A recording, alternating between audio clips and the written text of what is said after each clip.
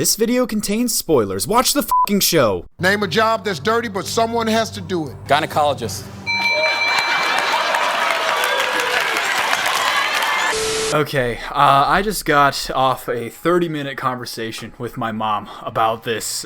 We both watched it right around the same time. I actually got her to agree to let me record the conversation, and so I'll probably be cutting in with bits of our talk if you guys want to hear that, but just know that's my mom that I'm talking to on the other end, because she was very taken with this first episode. She liked it as well. Guys, I have so much to say about this first episode. First of all, I was so shocked that it was an hour and a half. Like, this is a movie-length prologue that we get for the beginning of Oshinoko. I read the first chapter of Oshinoko before I got into the anime, but the first chapter only goes up to the original death of the gynecologist. So everything after his death in this episode was new to me. And I thought this show was going to go down a completely different direction than what it ended up going down. Him dying and being reincarnated. And it's not like an isekai, but it is, just kind of like the whole reborn. Yeah, well, that's what I was about to say, is that, like, that whole dying and being reborn as a baby thing, with how many isekai, you know how many isekai anime I've seen, Mom. Jesus Christ, how you do this to me? Basically, when he gets reincarnated, I was like, okay, so this is like kind of going to be like an isekai setup, but without the isekai. Like, it's going to be a guy living his new life. What I thought the show was going to be about was like them looking at the insides of the entertainment industry as, Ai navigates it and these kids are growing up with her. Clearly, it's not about that. No, yeah. Clearly. I did think it was a little strange we're starting with a cold-blooded murder, instead of an accidental death, which is what most, like, reincarnation setups are. It's usually an accidental death. And the show, I think, is still about that. I still think it's an analyzation and a dissection of the entertainment industry, specifically in Japan, but a lot of the things they talk about here can be applied, I think, to just the entertainment industry worldwide, and also just going through the psychology of someone in the entertainment industry. Because even though I was only in this episode, and obviously won't be in the remaining episodes, we still spent a decent bit of time exploring her psychology. Living this idol life and being a part of this industry has basically caused her to be fake constantly. This has messed her up so much psychologically that she can't even discern her real feelings anymore from what she's just supposed to be. And this is actually something my mom gave me a little bit of insight on, because I don't really know a lot about the idol business. I'm really not into it. It's not really my thing. I just don't really like the whole concept of it myself, but that's just my personal opinion. My mom knows a little bit more about it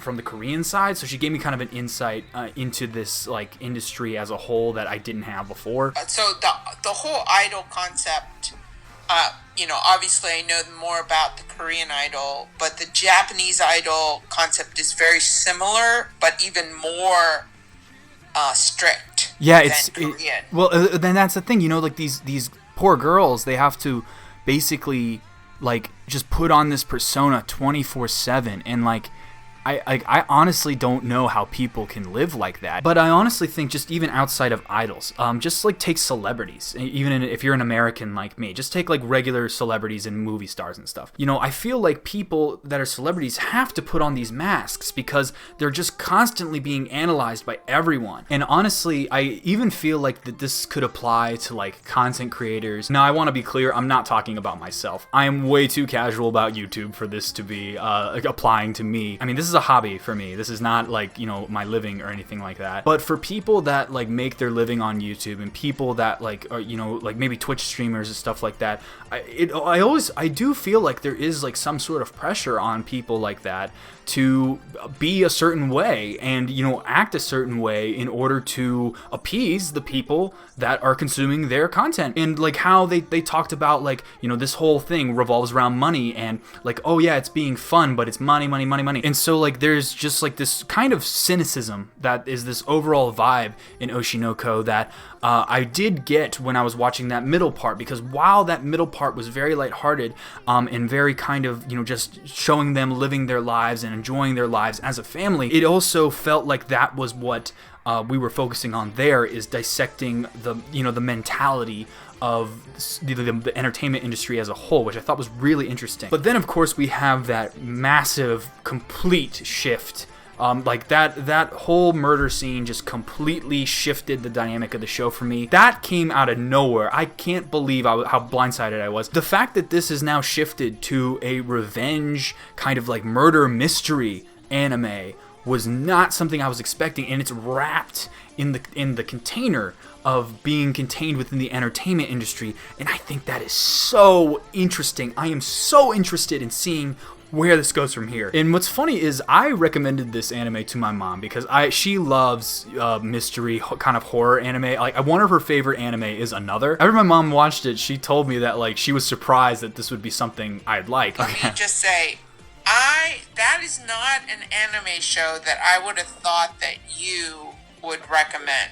Well, like that I would like. You didn't think it'd be something that I would like? Yeah, that you would like. First of all, the way it started, being the idol life. I think my favorite genre is horror or murder or thriller.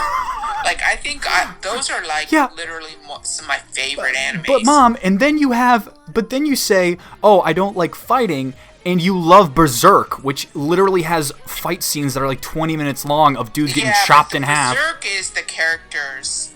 Yes, you're so inconsistent. Characters. You're so inconsistent. I love Griffith. That's all. You just like Griffith because he looks like a Targaryen. Because you love the Targaryens. Yeah, it's just beautiful. But I mean, I still think like Another is probably one of my favorites. I like Elfen Lied. I like you like all these things where people getting hacked up. And you know what? She's absolutely right. I'm kind of surprised at myself that I really like this anime and I really love the concept of it. I think maybe ever since I started being a YouTuber, the whole idea of the entertainment industry to me has become more intriguing, and I think that's why this whole thing is intriguing. Now, I don't really watch idol shows. I think the only one that I would even count as an idol show that I've seen and liked a lot is Zombieland Saga. So the idol anime is not really my thing, but I wouldn't really call this an idol anime. I don't know if you would, but I wouldn't. What I think it is as its core is psychological thriller wrapped in an idol anime with this container, because we have the two different kind of things going on, I think. So we have Aqua, who I think is basically going to be using the entertainment industry